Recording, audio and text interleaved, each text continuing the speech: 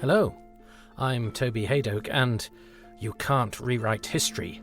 Not one line.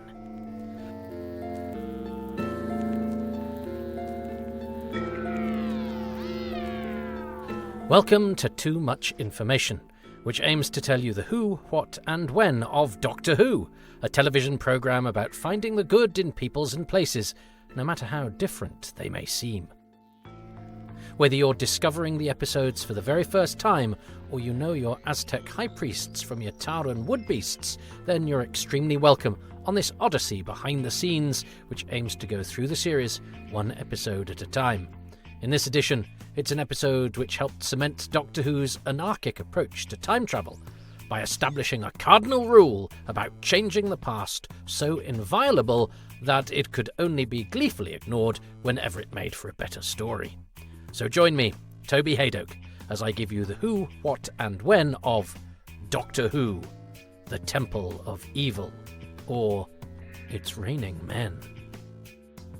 First broadcast, 23rd of May, 1964, at 5:16 p.m. It starred William Hartnell as Doctor Who, William Russell as Ian Chesterton, Jacqueline Hill as Barbara Wright, and Carol Ann Ford as Susan Foreman. It was written by John Lucarotti, produced by Verity Lambert, and directed by John Crockett. It was watched by 7.4 million people, and the audience appreciation was 62.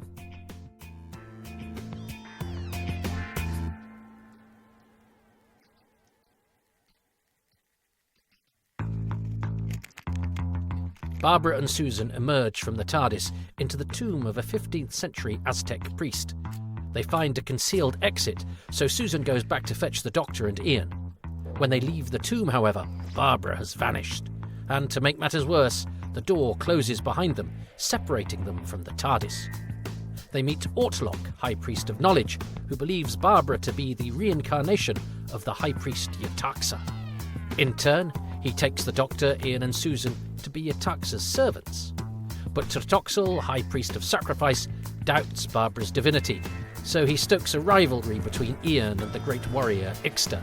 Meanwhile, the Doctor is horrified to learn that Barbara plans to change history by bringing an end to the Aztec practice of human sacrifice.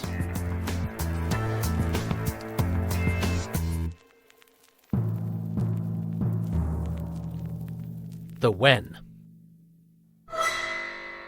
31st of January, 1964. At Lime Grove Studios, John Lucarotti attends the recording of The Roof of the World, the first episode of his Doctor Who adventure Marco Polo.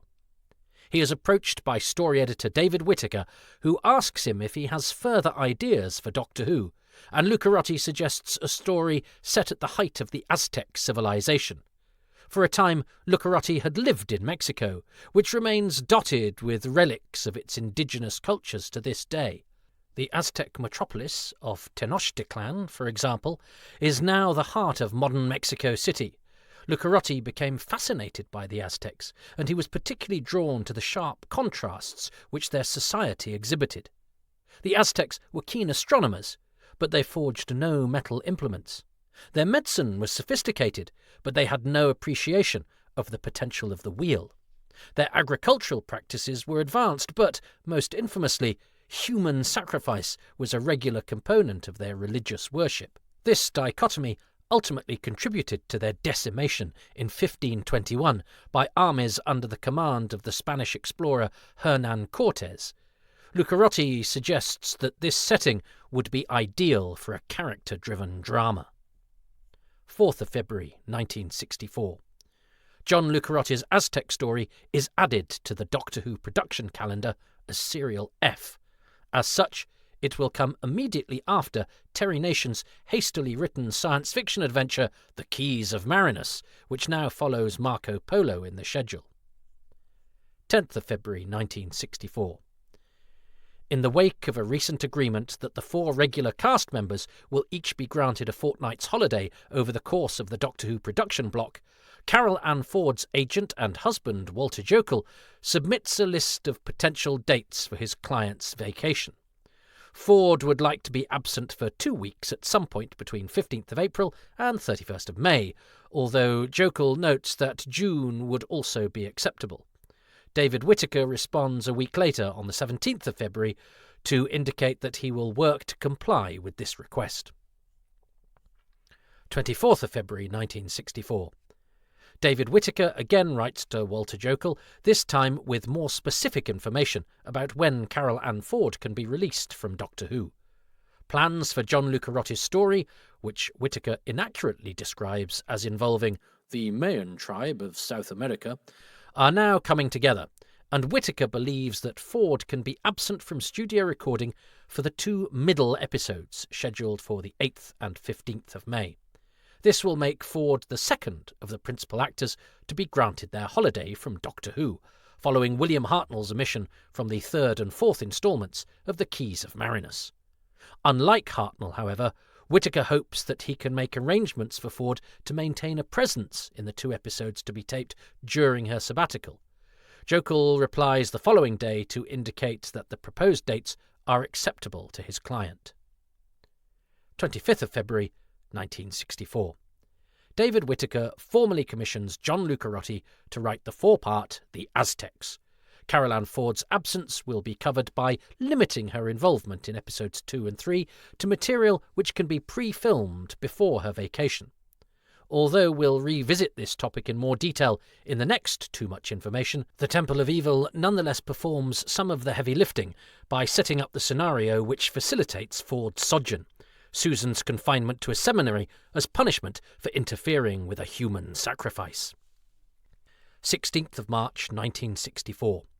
This is John Lucarotti's delivery date for The Aztecs, which has been written on his houseboat moored off Mallorca, Spain. Lucarotti has been travelling to London as necessary to meet with David Whittaker. However, he has been navigating some personal issues and is now beset by illness, delaying the completion of his work. 17th of March 1964. John Lucarotti delivers 2/3 of The Aztecs, and he works through the remainder of the day in the production office. It's unclear if this represents 2/3 of the entire serial or 2/3 of a particular script, in which case it's presumably the concluding instalment, The Day of Darkness. 18th of March 1964. John Lucarotti submits the remainder of The Aztecs. David Whittaker decides that it looks good, needs some work, and immediately sends copies of the scripts to James Bould, the BBC's design manager. 24th of March 1964. By now, The Aztecs has gained its director in the form of John Crockett, who was also responsible for The Wall of Lies, the 4th episode of Marco Polo. Crockett has previously worked on educational programs, through which he has apparently acquired some knowledge of Mesoamerican history and culture, and so he has been deemed a good fit for The Aztecs. On this day, Crockett receives a memo from Donald Wilson, the head of serials, forwarding concerns expressed by the planning department regarding the late delivery of design information for the Aztec temple set, which will be required for pre-filming at the Ealing Film Studios. The necessary information is finally conveyed to designer Barry Newbury the following day, although its lateness is partly mitigated by the subsequent decision to delay the pre-filming by 5 days, from the 9th of April to the 14th. 8th of April 1964. In preparation for the forthcoming filming, stunt performer Tom Booth attends a costume fitting for his stunt sequence. On the same day, he is issued with the terms under which he is earning his fee of £29.08, although his fitting today will earn him another £10, in writing, having previously engaged in a verbal agreement with Crockett to appear in the episode. The paperwork states that, in consideration of this fee to be paid to you in respect of the services you are to render, you hereby agree and confirm that the British Broadcasting Corporation will not be liable to you or your estate or your dependents for any loss, injury or death suffered as a result of your rendering such services, the risks of which are hereby voluntarily accepted by you with full appreciation thereof and in full knowledge of the abnormal, hazardous and dangerous nature of such services. 14th of April 1964. At Ealing, Booth performs those services, the shot of the sacrificial victim jumping to his death in The Temple of Evil. The jump he performs is approximately 5 feet. 27th of April 1964. Rehearsals for the Temple of Evil get underway at the Territorial Army Drill Hall on Uxbridge Road. After consulting with Barry Newbury, John Crockett has asked for the Aztecs to be made in a large studio, perhaps at BBC Television Centre. Newbury has suggested that the extra space will be important to help sell the illusion of the painted cyclorama, which will provide the view of the Aztec city from atop the temple. However, Crockett's request is refused. Attending rehearsals is actor David Anderson as the Aztec captain. Production assistant Douglas Camfield managed to get Anderson involved in Marco Polo after Anderson got him out of trouble during an altercation in a pub. Camfield seems to have recommended Anderson, who is involved with a judo club in Shepherd's Bush, to whomever he can, much to the consternation of stuntman Derek Ware, a RADA-trained equity member who resents the presence of non-trained, non-union men on set. Anderson will get a biography in a future Too Much Information, but it is worth stressing here that he is not the Scottish actor Dave Anderson, whom IMDb, Wikipedia, and indeed a recent issue of Doctor Who magazine insist he is. A tiny bit of cross-referencing the two men would show how impossible this is, yet despite Too Much Information's best efforts to correct the internet sources, they keep getting changed back. So let us state for the record that what you may have read elsewhere about Anderson is incorrect. 1st of May 1964. The Temple of Evil is recorded not at Television Centre, but in the narrow confines of Doctor Who's usual production home, Lime Grove Studio D. Donald Wilson, who was instrumental in the show's development, is watching from the gallery. Cameras roll from 8:30pm to 9:45pm, preceded by a photo call during the afternoon, which includes shots of Jacqueline Hill in Aztec regalia. One of the extras featured in this episode is Lionel Gadsden, playing one of the old Aztec men in the garden.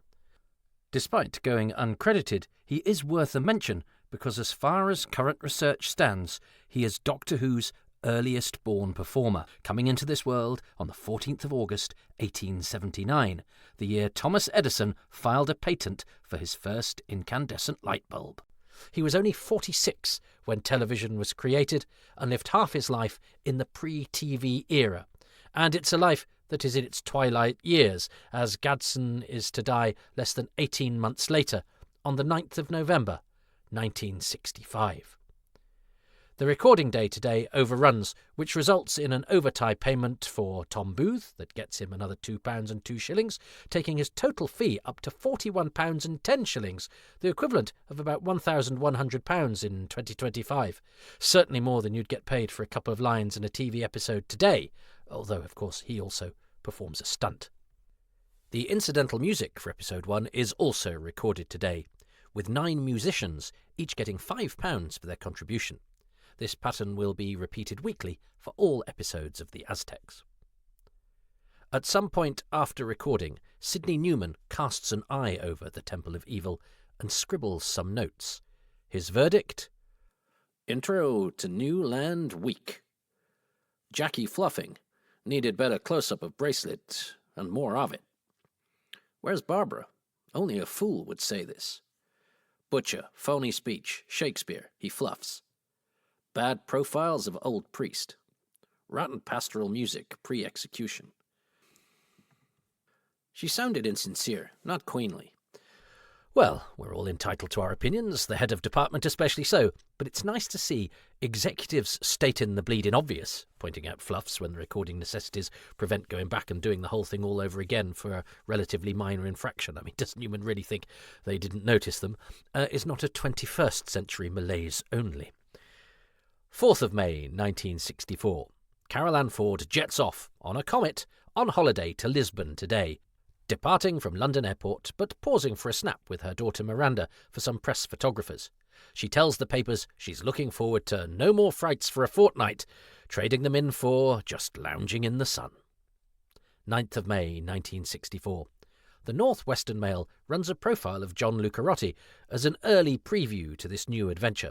As well as the Aztecs, he is writing a play for the BBC's First Night Strand, which also has a Mexican setting. I lived in Mexico for 6 months and loved the country and the people. I shall try honestly to present the character of the Mexicans. He's done a lot of research on the Aztecs and has been helped by an expert on the subject. Aztec culture was literally wiped off the face of the earth. They were a highly civilized and cultured race. Children were strictly disciplined, there was a high standard of morality, people retired at 50, their knowledge of astronomy was equal to ours today, yet they cut out human hearts for sacrifices. There's a record of them having cut out 10,000 hearts in one day. The article assures the viewer, however, that, I gather we shall not see this gaudy piece of history in Doctor Who's time with the Aztecs. Even so, Lucarotti is not especially interested in writing for children, he says. However, the big challenge for me is getting kids interested and at the same time slipping into the action some knowledge they may not have had before. Writing for children is also very good discipline. You can fool adults with things you never get away with children. He also tells the newspaper something which provides some insight into why the Aztecs is the kind of story it is. My interest stems from the idea that history is not places and dates and events, but people. People trying to cope with their daily lives, their personal problems and careers. I always try to relate history to the personalities involved. 21st of May, 1964. One of the photos taken of Hill depicting the Doctor and Barbara accompanies a preview of the Temple of Evil in the Radio Times. Here, Jacqueline Hill says of Doctor Who, I don't regard it as fantasy. The notion of how the travellers reach their destinations may be fantastic, but when they get there, they're involved in reality. While noting that Hill and her husband, producer Alvin Rakoff, have no children who might be in a position to critique her performance in Doctor Who, the article quotes Hill as saying, But our best friends have 2 children, and one of them is usually ready to tell me when I have gone wrong. 22nd of May, 1964. The Exeter Express and Echo previews the Aztecs by asking, I wonder how many adults take a peep on Saturday afternoons at Doctor Who. I suspect the answer would be staggering. It's hard to resist a bit of science fiction occasionally, and Doctor Who, unlike my pet hate, Fireball XL5, seems to have acquired a degree of authenticity. The columnist then gives Mums and Dads a sneak preview of the forthcoming episode, informing readers of the advice and research that went into Lucarotti's scripts in order to provide them with the aforementioned authenticity. 23rd of May, 1964. The Temple of Evil is broadcast, with the transmission slipping 1 minute past the scheduled 5:15 p.m. start time. 500,000 viewers who skipped the concluding episode of The Keys of Marinus return for the start of this new story, nudging Doctor Who back up to the 7.4 million viewer mark. That's good for 25th place in the weekly chart, 18 places higher than last week. On the other hand, the audience appreciation figure has dropped, albeit by a trifling 1%, to 62. A number of papers have publicised the serial, many of them using a photo of Ringham, Hartnell and Russell. The column in the Sheffield Star states that, a few months ago, after I praised the BBC serial Doctor Who, a reader politely informed me that I must be in my nonage. I have long mislaid his letter, but I recall he wrote something like this. It's sheer hokum. No wonder the BBC are losing viewers. They're completely out of touch with the public. Reminder to Too Much Information listeners that this is 1964, not 2025. Columnist Will Carter continues, informing his correspondent that Marco Polo received 10 million viewers, and he rebuffs the suggestion of hokum. Hokum? Surely it's only the method of time travelling which qualifies for this description. The adventures which befall the occupants of the good ship TARDIS, at each point of call in time or space, never stretched fantasy too far. They had the great merit of being well constructed, well written, and adequately acted, and there have been some highly original touches in the cliffhanging. He points to the historical accuracy of Marco Polo impressing viewers and reveals that Lucarotti had had previous success with the subject matter on Canadian TV and brought the wealth of detail he had accrued to bring to bear on his Doctor Who serial. Our doughty columnist then previews the Temple of Evil and concludes that, again, the painstaking Lucarotti has researched deeply into the period and taken expert advice on the detail of the scripts. I think this is worthy of a late-night repeat during the week. How about inserting it into the Thursday Wilderness, BBC? The Nottingham Evening Post is one paper which highlights Lucarotti, pointing out that it's a lucrative evening for the writer because he's also written The Pirates, the episode of The Protectors premiering in some ITV regions tonight. Not the Robert Vaughan series, this, by the way. That hasn't been invented yet. This is about a security agency and stars Andrew Folds. Other newspapers run a variation of this story, and many preview the new adventure, most of them giving a rundown of the story and giving the basic details about Lucarotti. English by birth, Canadian by citizenship, son of an army man, born in Aldershot, grandson of an Italian sculptor, served in the Navy, was a door-to-door salesman, wrote a big Marco Polo serial for Canadian TV. Marco Polo's 10 million viewers also come up a lot. Pictures of Hartnell, the funny double-chin one, and Hill in Yetaxa garb are chosen to illustrate some of them. The Bournemouth Evening Echo's brief piece mentions that the columnist and many children of his acquaintance prefer the future adventures to the past ones. 28th of May, 1964. Bill Edmond reviews The Temple of Evil for the stage and television today. After patronisingly, albeit era-appropriately, opining that Jacqueline Hill should be given a chance to look beautiful instead of worried, Edmund speaks highly of the guest cast. Ian Cullen's Ixter, he says, is a cocky character straight out of a boy's paper, while as Tretoxel, John Ringham is a man who glared, mouthed, and hated from the moment he appeared. Says Edmund of Tretoxel, if we are to have a villain, let him be a villain from the word go. Edmund also recognises the efforts of Barry Newbury, who has taken extreme care to fill every nook and cranny with what looks like genuine Aztec ornaments and oddments. The what? The opening credits lead us not to new footage to kick off the Aztecs, but to a telecine recording of the closing moments of the previous serial, The Keys of Marinus, as the TARDIS dematerialises from that eponymous world. The action here isn't continuous. Any number of adventures could take place during the fade to black that follows. Although he has already established himself as Doctor Who's resident expert on historical design, Barry Newbury finds the Aztecs to be more challenging than his previous assignments.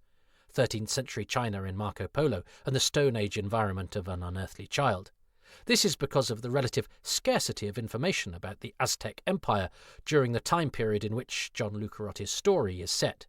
Indeed, this difficulty seems to have been anticipated by the Doctor Who production team who, unusually, engage an outside expert to help with the Aztecs.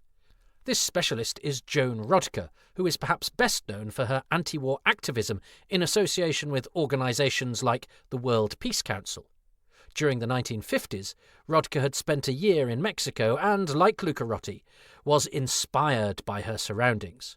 The result was a documentary called Mexico of the Plumed Serpent, which was broadcast as part of the ITN roving report on the 2nd of November 1960. Rodker soon found herself working as a researcher and a script editor, including on Armchair Theatre, where she met production assistant Verity Lambert. Within a couple of years, of course, Lambert would become the producer of Doctor Who, so it is presumably this connection which has led to Rodker providing some measure of assistance on the Aztecs. In the event, Barry Newbury has drawn upon various artefacts of Aztec culture to inspire the scenic design, perhaps none more striking than the mask adorning the skeleton of Yetaxa, which greets us at the start of the opening scene. It's effectively identical to one of the so-called turquoise mosaics held by the British Museum, and has its origins in the appropriate period, dating from between 1400 and 1521. It was taken from Mexico in the mid-19th century by Bram Hertz, a German-born diamond merchant, art collector and antiquarian living in London. The British Museum describes it as a human skull covered with turquoise and lignite mosaic held in place with pine resin adhesive. The nasal cavity is lined with red thorny oyster shell. The eyes are made of polished pyrite surrounded with white conch shell. There's no real turquoise, lignite, oyster shell or conch shell in use here, of course, but the skull and the rest of the skeleton are genuine. In the real world, the mask is thought to represent Tezcatlipoca, a god whose wide-ranging portfolio includes darkness and conflict. Lucarotti largely avoids naming any of the Aztec deities, with one exception, as we'll see, but the script describes the mask as representing the sun god. Aztec mythology is not short on solar deities, but Lucarotti's Target novelization, published in 1984, suggests that he specifically meant Quetzalcoatl, who will later be described by Tretoxel as him who has fallen. When they emerge from the TARDIS, stage directions tell us that Barbara is intensely interested, while Susan is a little scared by the atmosphere of the place. Susan's explanation that the Aztecs were Mexicans is a late addition to the camera script, providing a little more geographical orientation for younger viewers who might be unfamiliar with the indigenous peoples of the Americas. Another last-minute amendment was Barbara's speculation that the high priest had died around 1430. Originally, she responded to Susan's question about what year it was by simply stating, about 1430. Which probably seemed like a bit of a leap given that the tomb could have lain undisturbed for decades or even centuries. John Lucarotti prompts Barbara to laugh in response to Susan's comment about really knowing your subject, but Jacqueline Hill adopts a less frivolous approach to the scene. Barbara then tells Susan that the Aztecs were one of my specialities. In the camera script, however, they were more pointedly my speciality. Presumably, it was felt that Barbara would benefit from a somewhat broader range of expertise, especially if the TARDIS was going to continue hopping back into Earth history every couple of trips. Nonetheless, we've already got an inkling of Barbara's interest in the Aztecs. In The Sea of Death, the first episode of The Keys of Marinus, she compares the construction of the pyramid housing the conscience of Marinus to the techniques used by the Indians of Central and Southern America, of whom the Aztecs, the Mayans, and the Incans are probably the best known. Susan only earns 9 marks out of 10 for her assertion that Hernan Cortes landed in 1520. He actually made landfall on the Yucatan Peninsula on the 21st of April 1519, having set out from Cuba on the 10th of February. In the camera script, Barbara concurs with the date of 1520, but on screen she's less committal, perhaps distracted by her surroundings, or perhaps deciding to lead that level of pedantry to the podcast writers of 60 years hence. When Barbara and Susan open the door, stage direction suggests that daylight floods the tomb, having previously noted that the only light in the tomb comes from the TARDIS. On screen, however, there's only a slight change in the light levels, most noticeable on the wall behind Susan. When Ortlock is introducing himself to the Doctor, Susan and Ian, the Doctor is meant to reiterate that their new acquaintance is the High Priest of Knowledge. However, William Hartnell slightly flubs his line, referring to Ortlock simply as the High Priest. In the camera script, Tretoxel is an unkempt, revolting figure of a man. His hair is matted, his loose-fitting garment stained with blood. His on-screen appearance isn't quite that horrifying, giving the impression that Ian's description of Tretoxel as the local butcher has more to do with his demeanour, infamously adapted by John Ringham from Laurence Olivier's hunchbacked performance as the eponymous Richard III, than with the state of his clothes. Ringham, incidentally, had worked with John Crockett before on a variety of stage productions dating back to their time with the Compass Players in 1948. Most recently, they'd collaborated on All for Truth, an adaptation of Molière's The Misanthrope, and Dostoevsky's The Idiot, both staged by the Icon Theatre Company at the Lyric Theatre Hammersmith in 1962. When Tlatoxel is describing to Ortlock his plan to present Barbara to the Aztec people, John Ringham deviates from the camera script in a couple of notable respects. First, he repeats the phrase, "A vision is with us," from his preceding line. He was meant to simply say, "A vision will stand before them, and I, in supplication to the rain god, shall offer human blood." The slightly awkward, "No more talk against us that the gods were against us," is also a slip. The camera script instead has, "No more talk against us that the gods were angry." After Tretoxel questions Ortlock's fidelity to him who has made us strong, the cut to a close-up of Ortlock hides the first of two recording breaks in The Temple of Evil. It allows Jacqueline Hill to change into her Yetaxa garb, as well as for a redress of the temple set. Here, "him who has made us strong" is a euphemism for Huitzilopochtli, the southern hummingbird who was a war god and a sun god, and who was believed to require regular nourishment in the form of human sacrifice. By the way, an alternative translation of Huitzilopochtli is left-handed hummingbird, which fans of prose Doctor Who will recognise as the title of a 1993 entry in Virgin Publishing's Doctor Who The New Adventures range, a Seventh Doctor novel written by Kate Orman. Meanwhile, "him who has fallen" is an oblique reference to Quetzalcoatl, the feathered serpent who was, amongst other responsibilities, a god of learning. Historians disagree as to whether the Aztecs considered him a supporter of their sacrificial practices or an opponent. Another notable change in Tlatoxel's dialogue here is his final line, after he has urged Ortlock to honour the god who has made them strong. In the camera script, he then avers, "He demands blood and he shall have it." On screen, Ringham inserts, "He has made us rulers of this land," with the last two sentences therefore serving as a corollary to this statement. Now we get to see what has become of the temple set. It has been transformed from the simple place it was into something much more lavish, according to the camera script, most obviously by the addition of a throne. When Susan asks Barbara in reference to Ortlock if he thinks she's a god, she simply responds, "Yes." In the camera script, Barbara instead offers the more diffident, I suppose so. Ian is scripted to mispronounce Ortlock as Ortok, but it sounds like William Russell instead goes with Orklock. To our ears, it's not such a gross error, so the way Ian's fellow travellers pounce on his gaffe seems a little excessive. But perhaps the Doctor is just glad to finally hear someone else get a name wrong for once. Ian's subsequent exchange with Barbara is expanded on recording, to clearly establish Yetaxa as the name of the divinity for whom Barbara has been mistaken. In the camera script, this is just implied by Ian asking if he, Susan and the Doctor are now believed to be Yetaxa's servants. Hartnell seems misled by the addition, which results in him repeating his charming quip.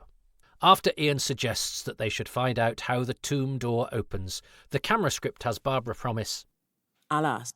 On screen, however, we skip directly to the Doctor's caution against doing so. At the end of this speech, the Doctor provides a stark warning that the consequence of the Aztecs seeing through Barbara's deception is that "we shall all die." The camera script isn't quite as pointed. Instead, the Doctor more obliquely suggests that "we won't last long." Following the arrival of Ortlock and Tlatoxel, an Aztec deity is actually referred to by name. This is Tlaloc, described here as the rain god. More generally, he oversaw the sustenance of Aztec life, so his roles included fertility. In his production subtitles for the Aztecs DVD, Matthew Kilburn persuasively argues that John Lucarotti retained Tlaloc's name because it's the only one amongst the major Aztec pantheon that isn't a terrific tongue-twister. Certainly the serial's credibility would have suffered if the characters had stumbled over a Quetzalcoatl, and the logistics of television production in 1964 would have discouraged a costly edit to deal with a mispronounced Huitzilopochtli. When Ortlock asks Yetaxa to allow her servants to circulate amongst the Aztecs, a stage direction notes that Barbara is not too sure. William Hartnell struggles with the speech that follows. He's meant to say, "Thus may we be your eyes and ears among the people, and learn how best to serve all our interests." Instead, he winds up with the garbled, "That way we may be your eyes and ears among the people, to do our best and serve in all our interests." Well, it may be a word soup, but it still manages to get the Doctor's point across, more or less. He's also meant to indicate that only he and Ian should be granted this boon, but on screen, the decision to exclude Susan seems to be Barbara's alone. After the High Priest's departure, William Hartnell approaches Jacqueline Hill too closely, leaving him hidden behind her floral headdress. Camera 4 is forced to crab to the left to compensate.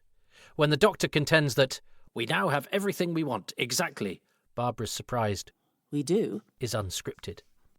Another unscripted line arises in the next scene when Tlatoxel informs the Doctor and Ian that Ian will be trained to command the Aztec army. Absent from the camera script is the Doctor's response, "Surely that is for Yetaxa to decide." Tlatoxel's subsequent reference to the Garden of Peace is a change from the scripted The Temple Garden.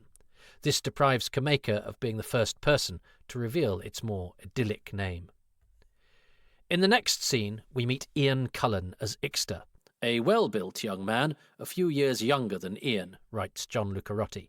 We actually see less of Ixter than the script requests, since it indicates that he should be naked from the waist up. On the other hand, surviving production documentation suggests that we very nearly didn't see any of Ian Cullen at all. Instead, it seems that Michael Graham was originally cast as Ixter. He had recently appeared in 3 episodes of Z-Cars, as well as programmes such as Moonstrike and Dr. Finley's Casebook, alongside an uncredited role in the movie Carry On Cabby. Graham is listed as playing Ixter on a summary of wardrobe, hair and makeup requirements dated the 7th of April. His name is also included on an undated list of actors' fees for the Aztecs, but there it has been crossed out and replaced with Cullen's. Ixter's shadow combat was more involved in the camera script. It sees him reject one club, he doesn't like the balance, for another, this one he likes, and later practising with a shield before Tlatoxel calls to him. Ixter's sparring partner, credited on-screen as Aztec Captain and in the Radio Times as Warrior Captain, is portrayed by David Anderson. We also saw him a few weeks back when he played a caravan warrior and a soldier in Marco Polo. It was Anderson who arranged the mock combat we see here, but if it all looks a little awkward, there's a good reason for that.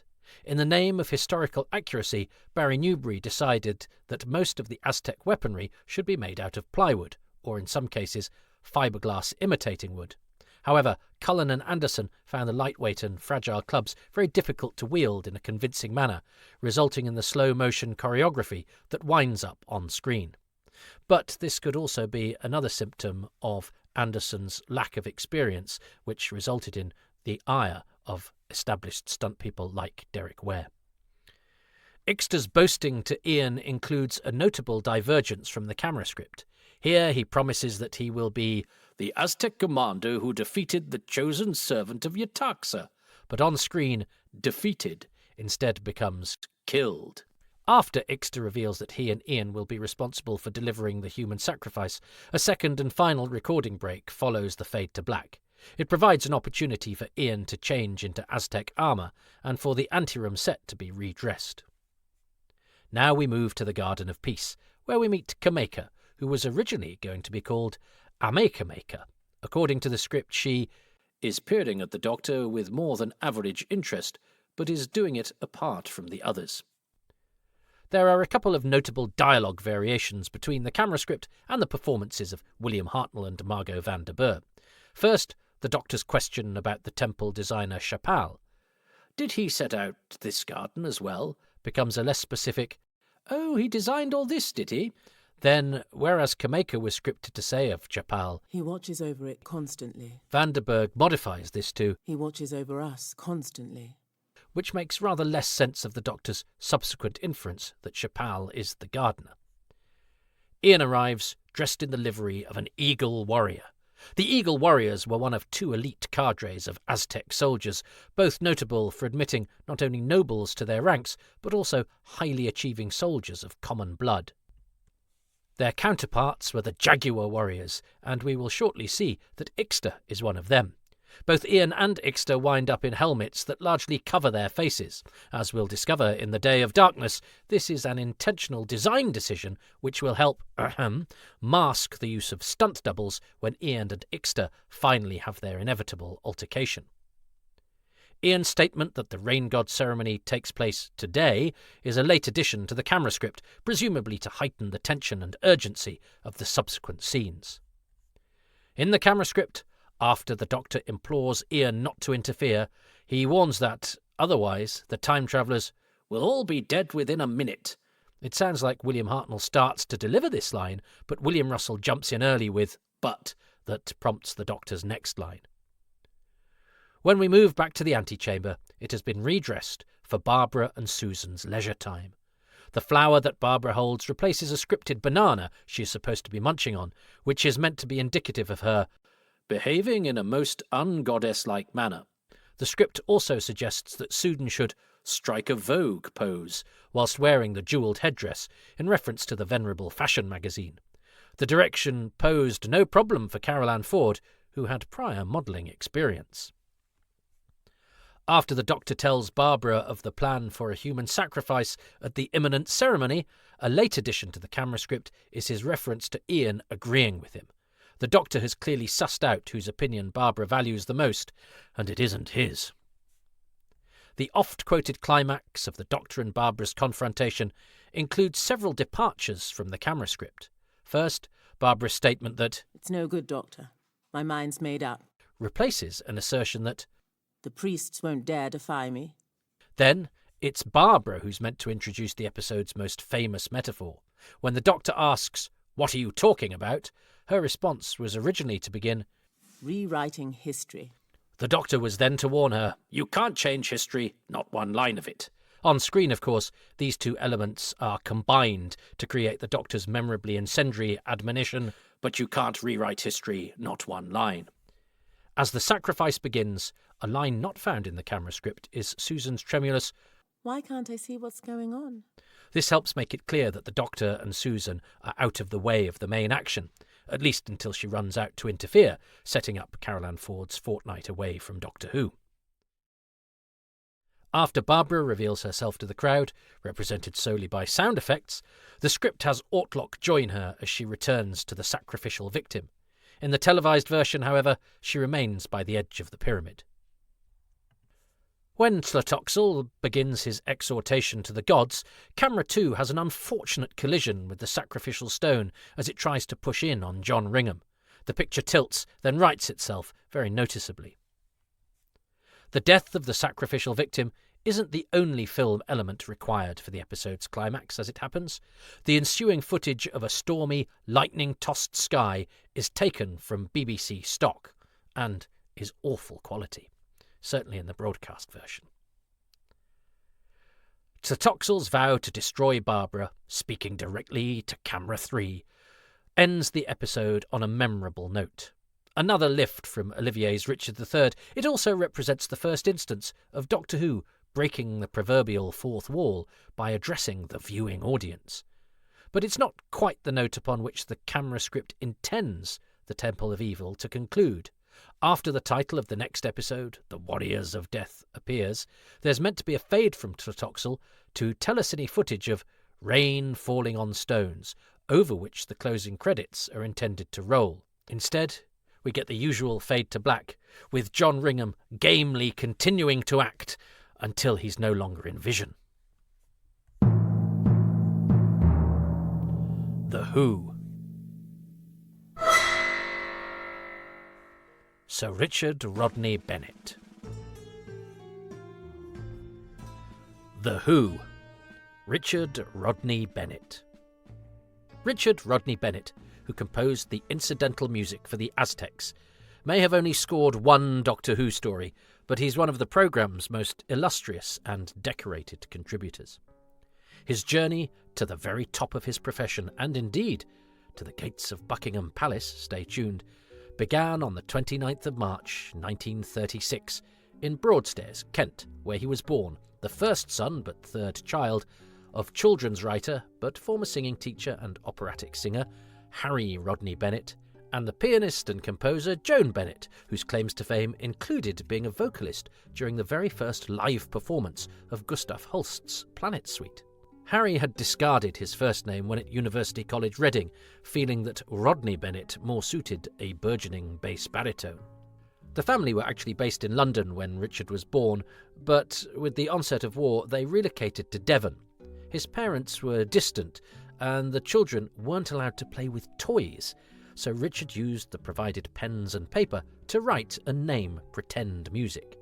He couldn't read the notes he was copying from various sheets littered around the house. These were purely, at this point, visual creations.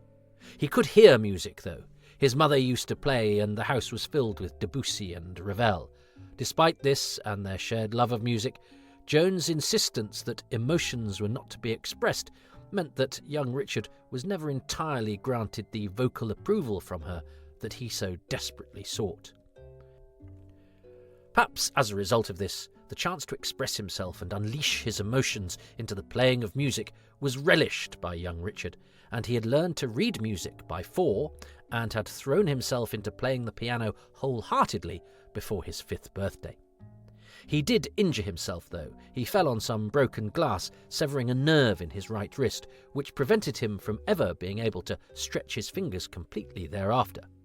However, he managed to teach himself to play, reading the sheet music to hand and creating his own harmonies in order to modernise them.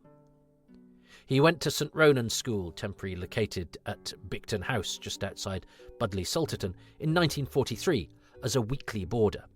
His music aptitude was noted, but so was his disobedience, but he was considered a good pupil, despite considering his time there as the very worst time of my life.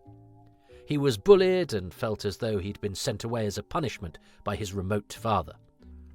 Struck down with bronchitis as the war ended in 1945, Richard was relocated to a happier environment, nursed back to health by a Miss Bratt in her large, elegant country house.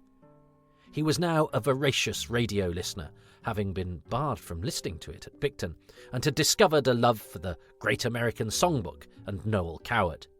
But he was soon packed off to school again, this time at Bereshanger School, 20 miles from Broadstairs, but 200 miles from Casa Bennett. The headmaster, Charles Stocks, was liberal-minded and forward-thinking, and so Richard's creativity was allowed to flourish unfettered. On one long journey back from school, he bought a music magazine and was exposed to the work of Elizabeth Lutyens, which was a turning point. His sympathy for modernism started here, and he even plucked up the courage to phone Lutyens, who was delighted someone so young had taken an interest in her. At school, he wrote piano music, carols for the school choir, and songs for his sister Meg to sing. He also made his acting debut, playing Ophelia in the school's production of Hamlet. One Easter holiday in 1948, Rodney died after an illness that the family never discussed. But although 12-year-old Richard was upset, mostly for his mother, he confessed to never really knowing his father. Having been spotted at Bereshanger, young Richard was virtually headhunted by the Quaker public school Leighton Park. He fell in love with it at first sight, so his planned move to rugby school was altered after he achieved a scholarship. The Quaker environment was one in which Richard flourished, and he wrote a sonata for viola and piano in his first year there, and a string quartet in his second, and he played piano in a dance band, writing many of the tunes they played at end-of-term dances and the like. He also entered talent competitions in the holidays, using the cash from his winnings to buy music and records. His fan letters to Elizabeth Lutyens had resulted in an invite to visit her, and he frequently descended upon her, taking in her opinions of his compositions, and she was a huge influence on him. He travelled to Germany and Denmark with the Reading Youth Orchestra, and confessed his attraction to another boy to his headmaster, a liberal man who did not punish him for this, though Richard's sexuality was the subject of tacit disapproval from his own mother. He also wrote cheeky satire for the school magazine. He was in his final year of sixth form when 2 compositions of his were given professional performances in London, which won glowing notices in the national press. He then won a scholarship to the Royal Academy of Music, which he attended from 1953. He was greatly influenced by one of his tutors there, Harold Ferguson, who regarded him very highly indeed, and his first published pieces, his sonata for piano, came while he was still a student there in 1954. The Royal Academy didn't do as much for him as he had hoped, though. "I learned much more in Westminster Music Library," he said. His professional name was always a triple moniker, to avoid confusion with Richard Bennett, another musician. In 1956, he scored his first screen work. Having been introduced to the highly respected John Hollingsworth, musical director of Denham and Elstree and Hammer Films, Richard, at 19, scored The World Assured for the British Insurance Association, writing his music cues without having seen a second of the film, working blind and to timings. but Richard was impressed with the quality of musicians who performed his work for this relatively humble project, and was even more impressed when he was paid £100 for his troubles. Having performed with his collaborator Cornelius Cardew the British premiere of a two-piano piece from Pierre Boulez in his final year at the Academy, Richard subsequently, from 1957 to 1959, was a scholarship student of Boulez, one of the giants of post-war contemporary classical music, in Paris, getting up close and personal with the master's techniques in serialism. Boulez asked him to play his demanding compositions, but Bennett kept his hand in with screen work, which prevented him from imprisoning himself within the world of complex serialism. His first proper film, Interpol, came along in 1957. More films followed, which prompted newspaper interest in this young, brilliant musician who, at 21, was composing for Hollywood movies. And he wasn't averse to TV appearances either, popping up on 6-5 Special for an interview, rubbing shoulders with hip young things like Pete Murray and Adam Faith. It was a happy time, not least because he had come to terms with his own sexuality, learning not just the French language in the nightlife of Paris, gay Paris indeed. By 23, he was living with his partner, Richard Norojny, in a smart Marylebone flat, and was a comfortably off young man whose star was in the ascendant. That year, 1959, he got his first commission for the Royal Festival Hall, which also generated much media attention, and the film work continued to pour in, and he ended up as the go-to composer for a number of noted directors, including Joseph Losey, John Schlesinger, and Sidney Lumet. His notable scores from this period include Losey's Blind Date, 1959, Hammer's The Man Who Could Cheat Death, 1959, and Guy Hamilton's The Devil's Disciple, 1959. His first opera, The Ledge for Sadler's Wells, came in 1961, and soon he was able to buy a house in Islington outright, but Norojny did not move with him, though they remained friends. Instead, Richard Rodney Bennett was about to enter perhaps the busiest period of his working life, which took in first-class travel to America to do a last-minute rescue of the film Satan Never Sleeps, 1962, scoring the classic Billy Liar, 1963, visiting New York for the first time, which would be a life-changing moment, and scoring some programme called Doctor Who, which wouldn't end up being an important part of his career, but we're still jolly grateful that he did it. Richard had admired a tenor, Dan Klein, from afar, and to his surprise, fate ultimately brought them together. And when Dan offered to nurse him after he'd been hospitalised with hepatitis, the two were soon living together, though there could of course be no mention of such things in any of the mountains of press coverage that Richard got in the 1960s. He became one of the most distinguished movie soundtrack composers of his time, with subsequent credits including Billion Dollar Brain, 1967, Lady Caroline Lamb, 1972, and Equus, 1977. His scores for Far From the Madding Crowd, 1967, Nicholas and Alexandra, 1971, and Murder on the Orient Express, 1974, each earned him an Oscar nomination, and Murder on the Orient Express was successful in winning a BAFTA award. Later works included Enchanted April, 1992, the blisteringly successful Four Weddings and a Funeral, 1994, The Tale of Sweeney Todd, 1999, and the BBC TV version of Gormenghast, 2000. Although serialism interested him, he brought other influences to bear on his own compositions, and his eclectic abilities led to him composing studies for piano, for opera, The Mines of Sulphur, commissioned by Sadler's Wells in 1965, and, in tandem with his composing, a career as an admired jazz pianist. From 1976, he collaborated with the Mississippi singer Marion Montgomery in cabaret shows and on albums, and in 1977 he was awarded a CBE by the Queen, though he forgot the etiquette of exiting backwards after a seat of his honour, so nonplussed was he by having his name announced incorrectly. They forgot the Rodney. He moved to New York in 1979. Dan joined him on and off, but the separation ultimately ended their relationship, much to Richard's painful regret, though they remained friends until Dan's death in 2009. where Richard played the piano in the foyer of the Algonquin Hotel and toured the world singing and playing jazz, often accompanied by the likes of Cleo Lane and Annie Ross. His US green card was facilitated with the help of Leonard Bernstein, for whom he wrote a symphony for the New York Philharmonic, and Stephen Sondheim. From the 1990s, he partnered with American vocalist Mary Claire Harron and also returned to the Royal Academy, where he served as International Chair for Composition, and in 2005 he began performing with British jazz singer Claire Martin, a popular partnership excelling in classic interpretations of popular songs. Over the years, his other collaborators also included an eclectic array of people, such as folk singer Jean Hart, opera's Maria Ewing, Scottish percussionist Evelyn Glennie, the mighty Eartha Kitt, and the legendary Paul McCartney, best known, of course, for appearing in Doctor Who's The Chase, a year after Richard's contribution to the show. In 1995, the Gay Times nominated Richard as one of the most influential people in music. In 1998, he was honoured again, and this is when he became what he remains at the time of this recording: the earliest person credited in Doctor Who to become a Knight of the Realm. Interestingly, Paul McCartney is the next. Yeah, all right, he's not credited, but he's the next person involved in Doctor Who to be knighted.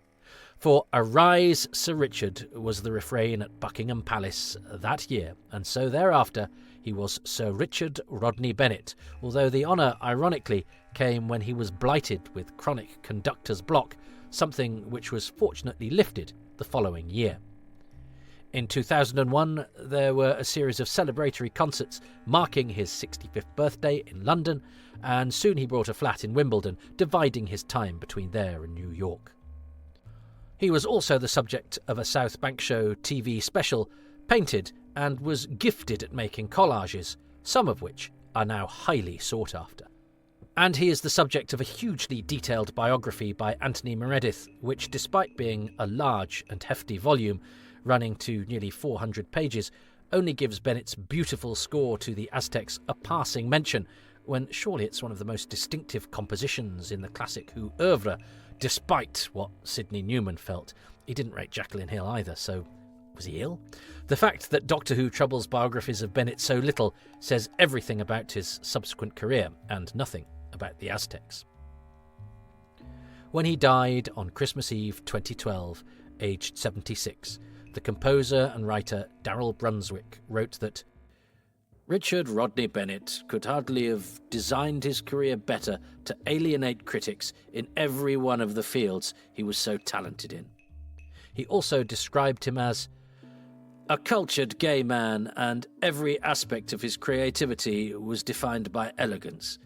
He would not go for strong avant-garde statements in any genre. It was contrary to his very core. He wanted and achieved a refined style in both his music and his life. The Telegraph noted that music by Bennett could and did turn up at any and every opportunity, and he remains undoubtedly one of the hardest composers of the 20th century to pigeonhole. Bennett was survived by his sister Meg, also known as the poet M.R. Peacock. Sir Richard Rodney Bennett leaves behind over 200 concert works and 50 film scores, a fitting legacy for one of Britain's most respected and versatile musicians. Tom Booth. Tom Booth, playing the first victim here, is one of that small number of Doctor Who contributors about whom we know practically nothing, apart from the fact he was probably a stuntman. He turns up here, jumps off a ledge, never to be seen again.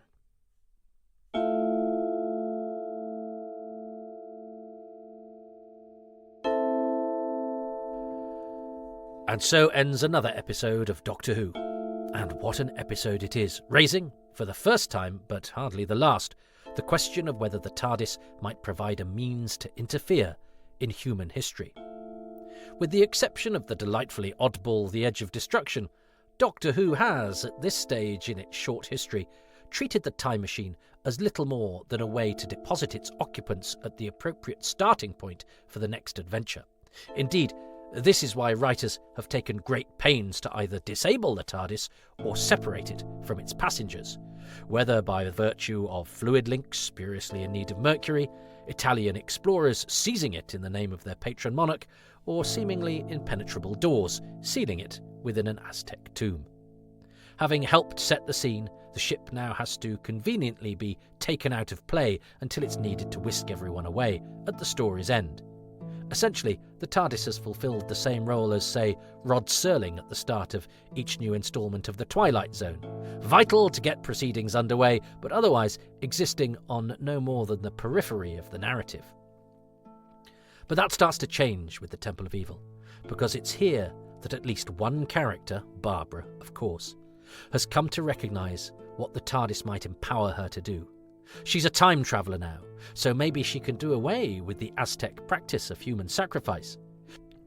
Maybe she can ensure that Hernan Cortes sees not just the evils of the Aztec ways, but also their myriad accomplishments.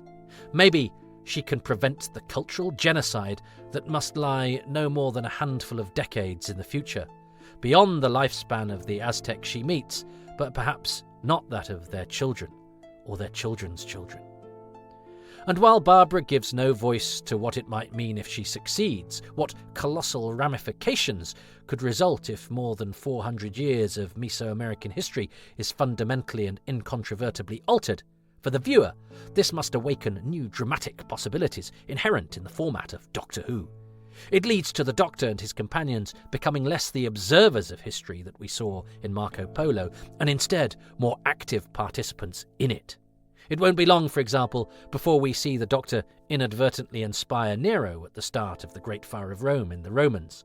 And this notion reaches its full flower in the summer of 1965, when we meet a time traveller who's determined to accomplish exactly the kind of thing that Barbara tries and fails to do. In fact, less a time traveller, more the time meddler. But let's not get too far ahead of ourselves. Before we leave this train of thought, though, let's spare a moment to consider the Doctor's reaction to Barbara's plan. His immediate response about rewriting history gets all the attention, of course. But what about his next line? "What you are trying to do is utterly impossible," he tells Barbara. "I know.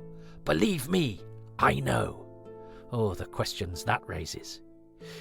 If it raises an eyebrow today, imagine the intrigue it must have incited in 1964. When audiences still knew virtually nothing about the Doctor's origins. How exactly does he know it's impossible? Did he himself once try to accomplish something similar to what Barbara intends? The emotional heft with which William Hartnell inflects his words certainly implies that this may be the case. Alas, as to the who, what, where and when, well, even too much information can only wonder. Oh, and I'm rather mad about being handmaiden to a goddess. The Temple of Evil. Featured Keith Pyatt as Ortlock, John Ringham as Trotoxel, Ian Cullen as Ixter, Margot van der Berg as Kameka, Tom Booth as the first victim, and David Anderson as Aztec captain. The title music was by Ron Grainer and the BBC Radiophonic Workshop, the incidental music by Richard Rodney Bennett, the story editor was David Whittaker, the designer Barry Newbury, and the associate producer was Mervyn Pinfield. Coming next, for the first time, we have an episode which sequesters one of the main cast in the film studios at Ealing. Perhaps it's a good thing that the ship is locked away in Yetaxa's tomb, or Susan might have wound up advising Ian and Barbara from the confines of the TARDIS scanner. That's next time on Doctor Who, Too Much Information. Next episode, The Warriors of Death. Or, with friends like the Doctor, who needs enemies?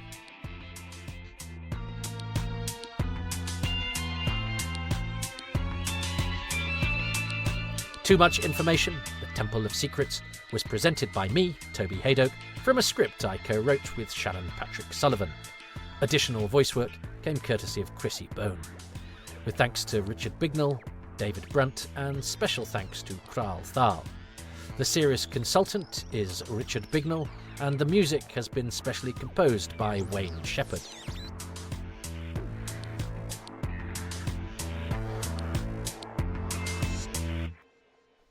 There is a supplemental podcast, one per story as opposed to per episode, called Far Too Much Information, which is, for now, exclusive to patrons, who also qualify for bonus material, early releases, and other exclusives, as well as pictures with my dog.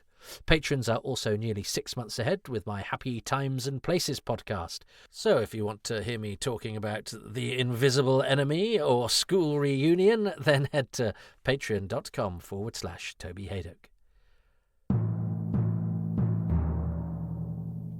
References. Too much information would, of course, contain far too little information if it weren't for the wealth of original scripts and production paperwork that have been unearthed and collected over the years. My debt to those intrepid high priests of knowledge who were responsible for this Herculean effort is beyond description. The sacrifices they must have made too. The production subtitles on BBC's video DVD of the Aztecs were written by Matthew Kilburn and are a treasure trove of insight and information. Newly available from Telos Publishing is the Doctor Who Production Diary, Volume 1, The Hartnell Years by David Brunt, the deepest dive ever undertaken into the surviving documentation that depicts the making of Doctor Who. This goldmine of day-to-day details will let you feel as though you're sitting in the office in 1964, peering over the shoulders of Verity Lambert and David Whittaker. The Doctor Who Production Diary is the latest to a small library of splendid reference books that chronicle the earliest days of Doctor Who. They span Jeremy Bentham's pioneering Doctor Who The Early Years, to the titanic tag team of Doctor Who The 60s and Doctor Who The Handbook, The First Doctor, by David J. Howe, Mark Stammers and Stephen James Walker, to the indispensable Doctor Who The Complete History Volume 2, edited by John Ainsworth. The Complete History, which is co-edited by Mark Wright, boasts contributions from Jonathan Morris, Richard Atkinson and Alistair McGowan, and of course it builds upon the archives published in Doctor Who magazine and written by Andrew Pixley. The archive for the Aztecs can be found in issue 266, with updates in the 7th instalment of the Doctor Who magazine special edition. Also a vital resource in the pages of Doctor Who magazine is the Fact of Fiction, for which Alan Barnes studied the Aztecs in issue 516, although he gets David Anderson wrong, but we'll get to that later. Anthony Meredith's biography of Richard Rodney Bennett, published in 2010 and written with the cooperation of its subject, was of course breathtakingly helpful with this episode's The Who section, as was Adam Sweeting's Guardian obituary of its subject and the Telegraph obit too. They always go without a byline, so I'm afraid I don't know who wrote it. And a discussion of relevant periodicals cannot end without an acknowledgement of that premier magazine of Doctor Who research, Richard Bignell's Nothing at the End of the Lane. Occupying its corner of the World Wide Web for 28 years and counting is Doctor Who, A Brief History of Time Travel. There, Shannon Patrick Sullivan provides another account of the making of the Aztecs, although this one is more, well, brief, as it says on the tin. And finally, information about the turquoise mosaics can be found on the website of the British Museum. I walk in the shadows of giants, even if the paths they tread sometimes lead to me sitting in front of my computer at unmentionable hours of the night, staring at pictures of a decorated human skull and finding myself unable to shake the feeling that it might just be staring back.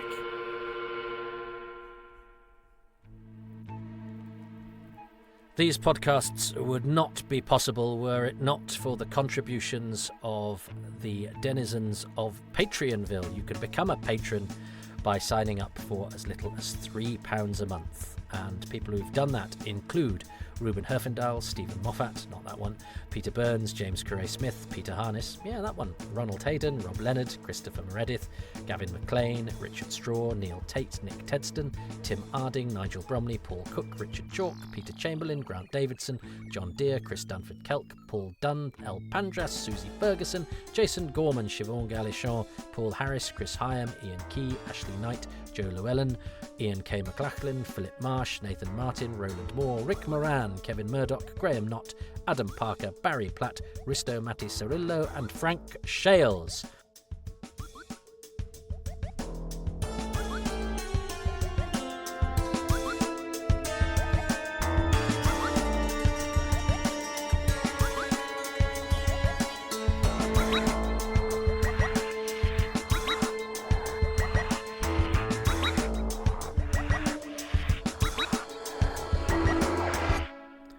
So if you would like to become a patron, you can do so, as I say, by going to patreon.com/Toby Haydock. You don't just get your name read out, you get bonus releases, advanced releases, exclusives.